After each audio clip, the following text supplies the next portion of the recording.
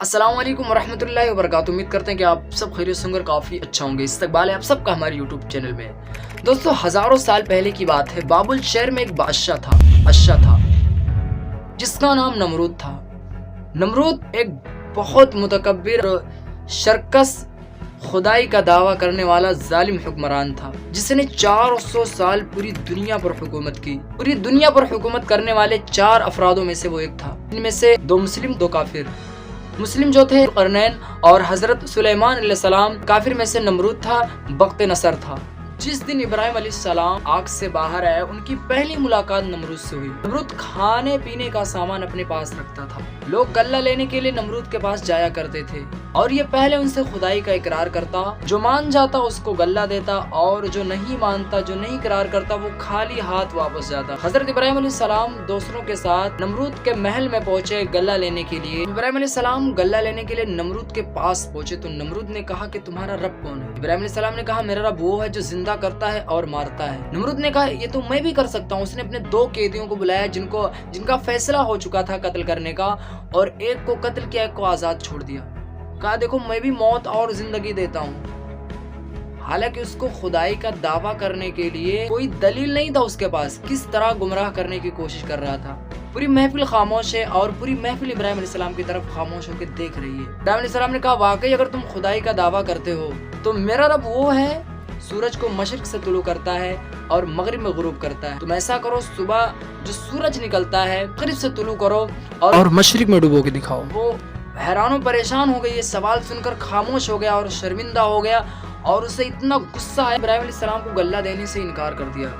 इब्राहिम अलैहिस्सलाम ने बोरा लेकर और अपने घर की तरफ रवाना हो गए। उन्होंने अहले खाना को मुतमईन करने के लिए बोरे में मिट्टी भरकर और घर आकर बोरा रखकर सो गए। उनकी जोजा हजरत सारा अलैहिस्सलाम ने जब बोरे देखे तो निहायत उम्दा किस्म के उसमें गल्ले थे और उन्होंने खाना तैयार किया। इब्राहिम अलैहिस्सलाम की जब आंख खुली तो उन्होंने पूछा कि ये खाना कहाँ से आया? उन्होंने कहा आप ही के लाए हुए गल्ले से तो तैयार की हूँ। तो इब्राहिम अलैहिस्सलाम समझ गए कि अल्लाह रब्बुल इज्जत का ये अता करदा रिस्क है। असल कहानी अब शुरू होती है। अल्लाह रब्बुल इज्जत ने जालिम बादशाह के पास एक फरिश्ता भेजा जिसने उसे अल्लाह ताला पर ईमान लाने की दावत दी। इसने साफ इनकार कर दिया, फिर दावत दी, फिर इनकार कर दिया, फिर दावत दी, फिर इनकार किया। 3 दफा इसने इनकार किया और कहा जाओ तुम अपने लश्कर इकट्ठा कर लो और मैं अपने लश्कर जमा कर लेता हूँ। यानी अल्लाह ताला को जंग में मुकाबले की दावत देकर ये अपनी जंग और अपनी लश्कर की तैयारी में मसरूफ हो गया। और जब सूरज सुबह तुलू हुआ तो उसने अपनी लश्कर के साथ मैदान में उतरा और वो इंतजार कर रहा था खुदा की लश्करों का। काफी देर इंतजार करने के बाद उसने शेखियां मारना शुरू कर दी,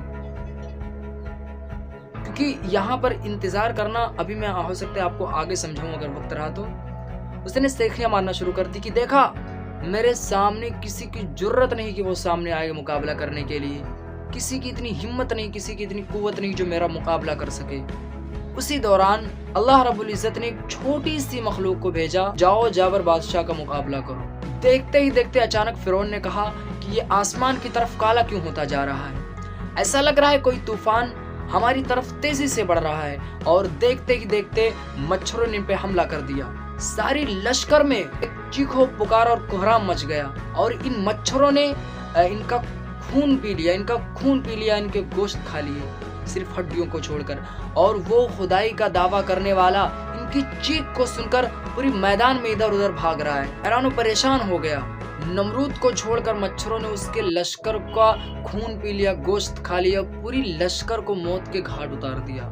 नमरूद को मच्छरों ने कुछ नहीं कहा क्योंकि अल्लाह का हुक्म नहीं था। फिर अल्लाह ने एक लंगड़े मच्छर को हुक्म किया कि इसके दिमाग में हल जाओ, इसके दिमाग में पहुंच जाओ। तो उस मच्छर ने नाक के जरिए दिमाग पर पहुंच गया और दिमाग को चाटना शुरू किया। फिर उसके बाद जो नमरूद ने चीख मारी और एकदम बुलबुला सा गया, अपना सर दीवार पर पटकने लगा। और यही नहीं, उसने अपने दरबार में एक फरमान जारी कर दिया, जो भी हमारे दरबार में हमारे महल में एंट्री मारेगा वो एक जूते हमारे सर पे मारेगा, जूते मारेगा सर। अजीब बात है ना। तो जो भी एंट्री करता था उसके सर पे जूते मारता था। यही नहीं, जो तेज जूते मारता था उसको हमदम समझा जाता। और यही नहीं, जब उसे जूते मारे जाते थे तो मच्छर एक साइड हो जाता था। उसके बाद फिर वही दर्द, वही घुटन और वही चीखे मारना। कभी कभी तो हथौड़े से भी उसके सर को बजाया जाता था, कभी कभी हथौड़े से भी उसके सर पे मारा जाता था। खुदा से टक्कर लेने वालों का अंजाम भी ये होता है। آپ نے ٹائٹینک کے بارے میں سنا تھا. ٹائٹینک کو بناتے سمے اور اس سے پہلے کہا تھا میں اس ٹائٹینک کو خدا بھی نہیں ڈبو سکتا, لیکن انجام کیا ہوتا ہے کہ پہلی یاترا میں ڈوب جاتی ہے. تو خدا کو چیلنج کرنے والوں کا انجام شکست ہی ہوتا ہے. کہ اللہ نے اس میں دیکھو کتنی مہلت دی کہ جب اپنی لشکر لے کر پہنچ گیا, اللہ نے ایک فرشتے کو بھیجا کہ جاؤ اس کو اللہ تعالیٰ پر ایمان لانے کی دعوت دو. اس نے 3 بار انکار کیا اور اپنی لشکر لے کر خدا کو چیلنج کر کر میدان میں پہنچ گیا. اللہ رب العزت کی طرح موقع دیتا ہے کہ انسان توبہ کر لے, اگر پھر بھی انسان توبہ نہ کرے اس سے زیادہ بد نصیب کون ہو سکتا ہے. تو آج کے لیے بس اتنا ہی, ملتے ہیں کسی نیکسٹ ویڈیو میں, تب تک کے لیے خدا حافظ, السلام علیکم.